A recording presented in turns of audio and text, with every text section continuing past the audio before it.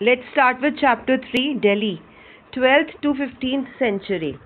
In chapter 2, we saw that regions like the Kaveri Delta became the center of large kingdoms. Did you notice that there was no mention of a kingdom with Delhi as its capital? That was because Delhi became an important city only in the 12th century.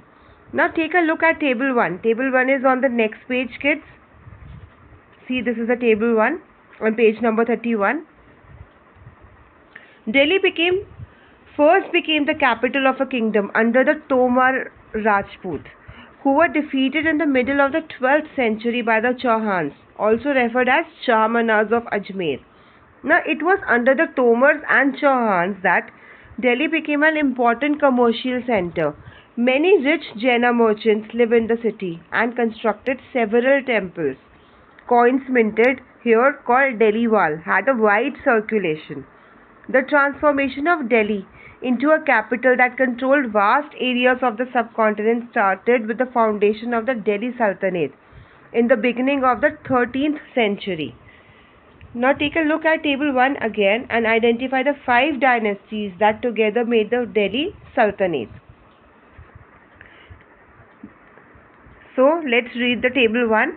The rulers of Delhi, Rajput dynasties, Tomars, early 12th century to 1165, Anangpal, 1130 to 1145, Chauhans ruled from 1165 to 1192, and Prithviraj Chauhan ruled from 1175 to 1192. Early Turkish rulers, they ruled from 1206 to 1290. Kutubuddin Aibak, 1206 to 1210. Shamsuddin Iltutmish, 1210 to 1236. Razia, 1236 to 1240. Ghiyasuddin Balban, 1266 to 1287. Now let's come to Khalji dynasty. So Khalji dynasty ruled from 1290 to 1320. Jalaluddin Khalji, 1290 to 1296. Alauddin Khalji, 1296 to 1316.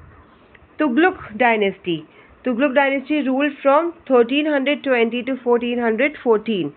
Ghiyasuddin Tughlaq, 1320 to 1324. Muhammad Tughlaq, 1324 to 1351. Firoz Shah Tughlaq, 1351 to 1388. Sayyid dynasty ruled from 1414 to 1451. The ruler Khizr Khan, 1414 to 1421. Lodi dynasty, 1451 to 1526. Behlul Lodi, 1451 to 1489. Now let's again come back to the earlier page, page number 30, the last paragraph. The Delhi Sultans built many cities in the area that we now know as Delhi. Now look at map 1 and locate Delhi-e-Kuna. It's here. Then Siri, it's just near Delhi-i-Kuna. Then Jahanpana is between Siri and Delhi-i-Kuna. Now let's come back to page number 32. Understanding Delhi under the Sultans. Histories are known as Tariq, singular, and Tawarik as plural in Persian. The language of administration under the Delhi Sultans. So Persian was the language at that time. The authors of Tawarik were learned men, secretaries, administrators, poets, and courtiers who both recounted events and advised rulers on governance, emphasizing the importance of just rule. So this is an important question, children. You will be asked, who were the authors of Tawarik? So the answer to the question, the authors of Tawarik were learned men, secretaries, administrators, poets, and courtiers who both recounted events and advised rulers on governance, emphasizing the importance of just rule.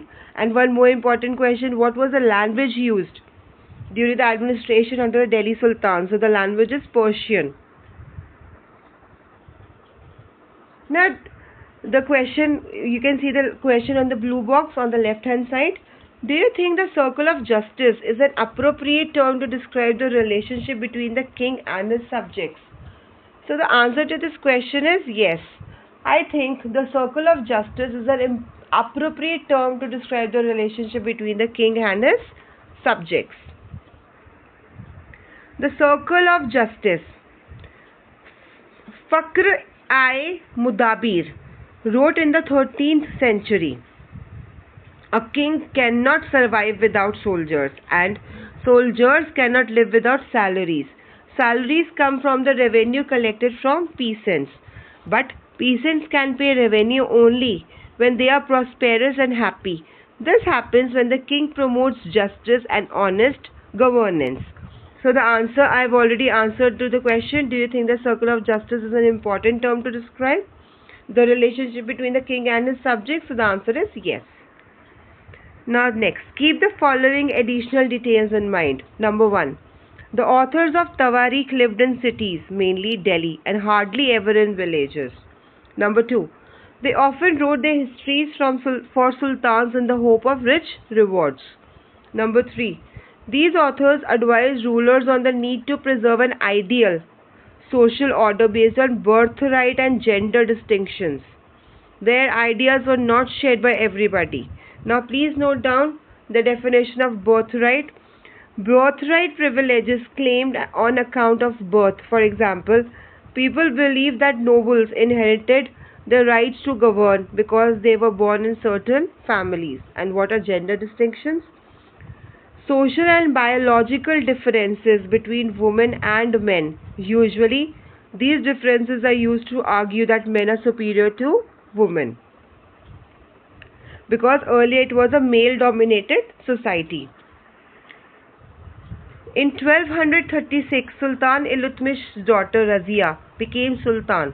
The chronicler of the age, Minhaj-uz-Siraj, recognized that she was more able and qualified than all her brothers.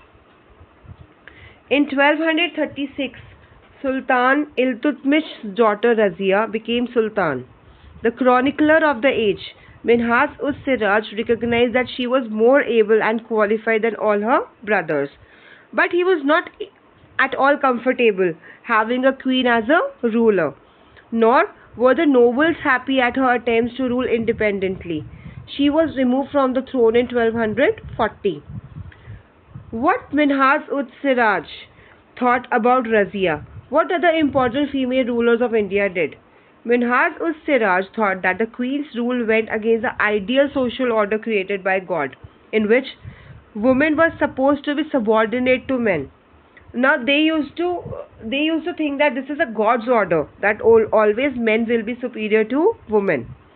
He therefore asked, in the register of God's creation, since her account did not fall under the column of men, how did she gain from all of her excellent qualities? On her inscriptions and coins, Razia mentioned that she was the daughter of Sultan Iltutmish. This was in contrast to the queen Rudrama Devi. Rudrama Devi, 1262 to 1289, of the Kakatiya dynasty of Warangal, part of modern Andhra Pradesh. Rudrama Devi changed her name on her inscriptions and pretended she was a man. Another queen, Didda, ruled in Kashmir, 982-1003. Her title is interesting. It comes from Didi or elder sister, an obviously affectionate term given to a loved ruler by her subjects. Now the question, express Minhaj's ideas in your own words. Do you think Razia shared these ideas? Why do you think it was so difficult for a woman to be a ruler? Now, the answer to this question can be, according to Minhaj, God has created a social order in which women are always subordinate to man. Therefore, a woman like Razia does not have a right to rule. It was totally against the ideal social order created by God. And I think Razia did not share these ideas because it was very difficult for a woman to be a ruler because of her belonging to a subordinate gender according to the social setup at that time. A closer look, administration under the Khaljis and Tughlaqs. The consolidation of a kingdom as vast as the Delhi Sultanate needed reliable governors and administrators. Rather than appointing aristocrats and landed chieftains as governors, the early Delhi sultans, especially Iltutmish, favored her special slaves purchased from military service called Bandagan in Persian. They were carefully trained to man some of the most important political offices in the kingdom. Since they were totally dependent upon their master, the sultan could trust and rely upon them. So this was like a association that I will always appoint my slaves and not other people, because they will always listen to the ruler. Slaves rather than sons. The sultans were advised, a slave whom one has brought up and promoted must be looked after for its needs a whole lifetime, and good luck to find a worthy and experienced slave. Wise men have said that a worthy and experienced slave is better than a son. Like, can you think of any reason why a slave would be better than a son? Now,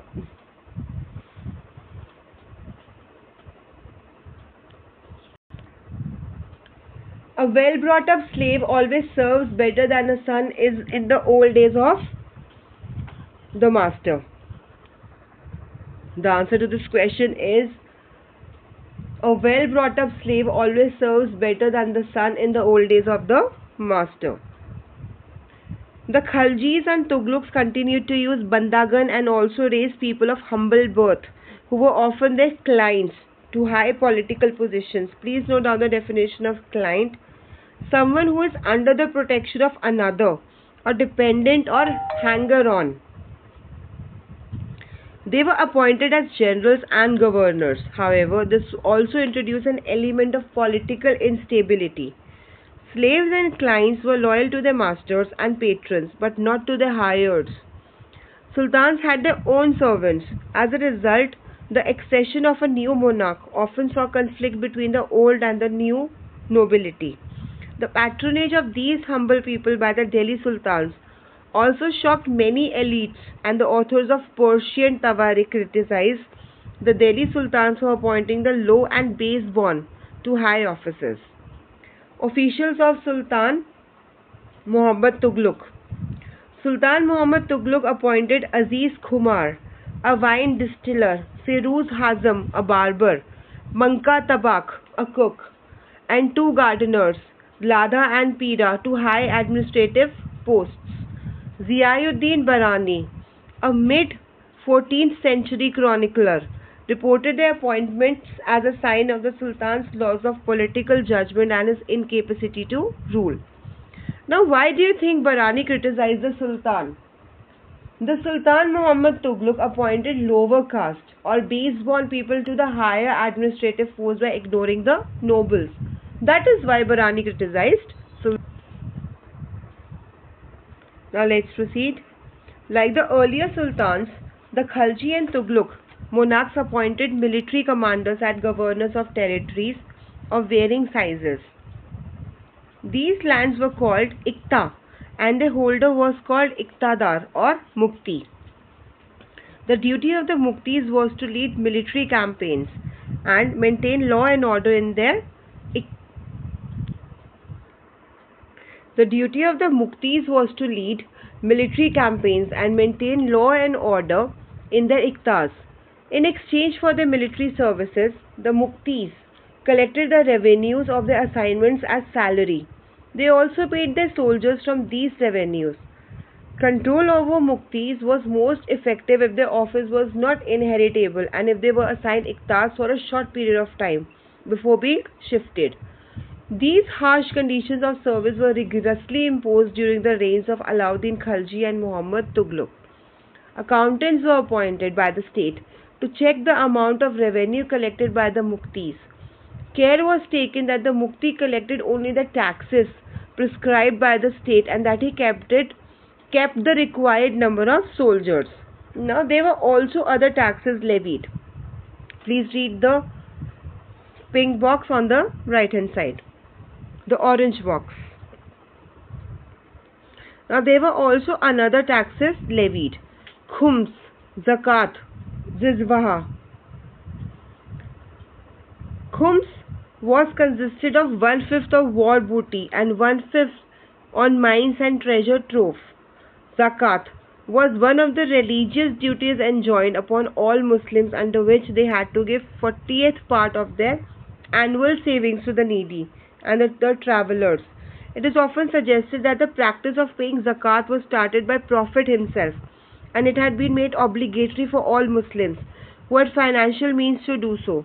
Thus, essentially, zakat was not a tax to be levied by the rulers. However, during the Sultanate period, Firoz Shah Tughlaq collected zakat as a regular tax and kept a separate account. Now let's come back to the paragraph. As the Delhi Sultans brought the hinterland of the cities under their control, they forced the landed chieftains, the Samanta aristocrats and rich landlords to accept their authority. Under Alauddin Khilji, the state brought the assessment and collection of land revenue under its own control. The rights of the local chieftains to levy taxes were cancelled, and they were also forced to pay taxes. The Sultan's administrators measured the land and kept careful accounts. Some of the old chieftains and landlords served the Sultanate as revenue collectors and assessors. There were the three types of taxes. Number 1, on cultivation called kharaj and amounting to about 50% of the peasants' produce. Number 2, on cattle. Number 3, on houses. So a question can be formed here. Write a short note on the revenue system on Khaljis and Tughlaqs.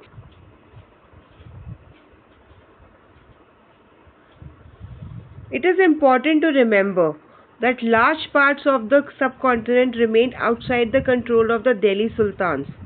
It was difficult to control distant provinces like Bengal from Delhi, and soon after annexing southern India, the entire region became independent. Even in the Gangetic Plain, there were forested areas that Sultanate forces could not penetrate.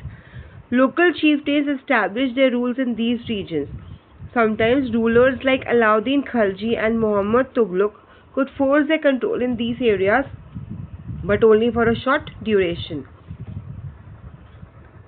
Now the continuation to this orange box on the right hand side is on the other page, on the left hand side.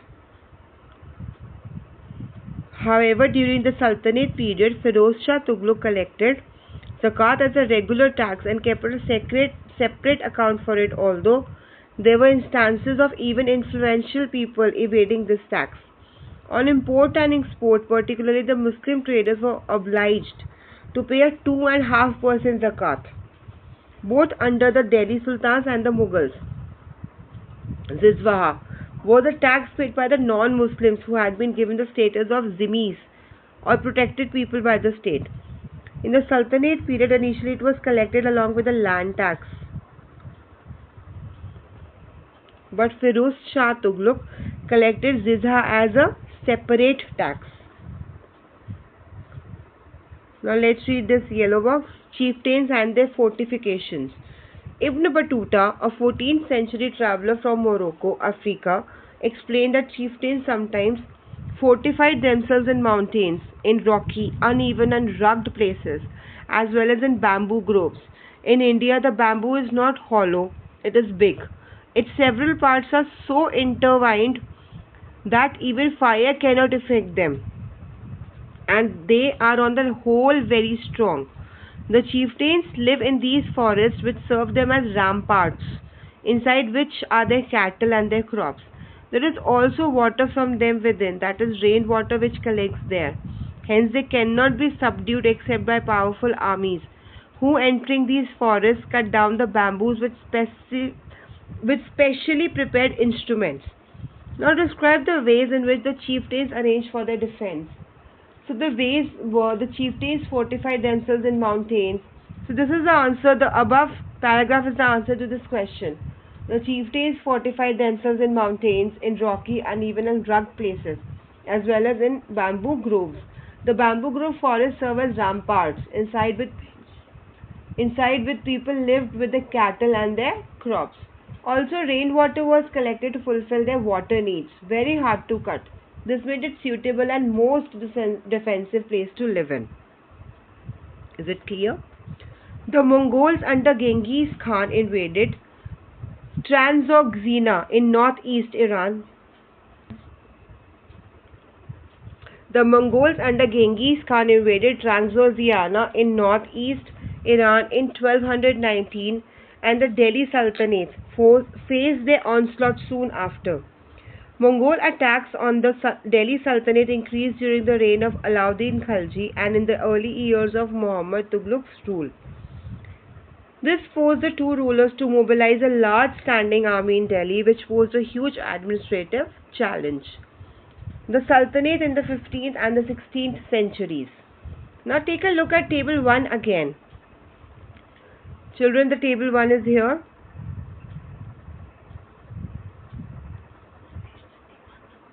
See, this is the table 1 on page number 31. Now you will notice that after the Tughlaqs, the Sayyid and the Lodi dynasties ruled from Delhi and Agra until 1526.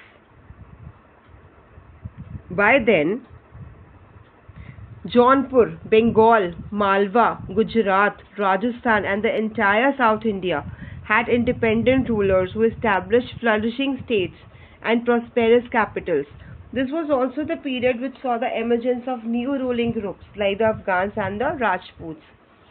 Some of the states established in this period were small but powerful and extremely well administered.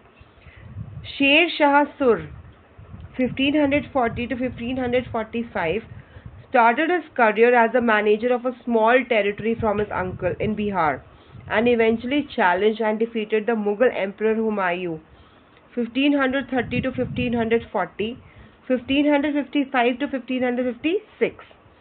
Sher Shah captured Delhi and established his own dynasty. Although the Sur dynasty ruled for only 15 years, 1540 to 1555, it introduced an administration that borrowed elements from Alauddin Khilji and made them more efficient. Sher Shah's administration became the model followed by the great Emperor Akbar 1556 to 1605 when he consolidated the Mughal Empire. So here we will complete this chapter. Thank you.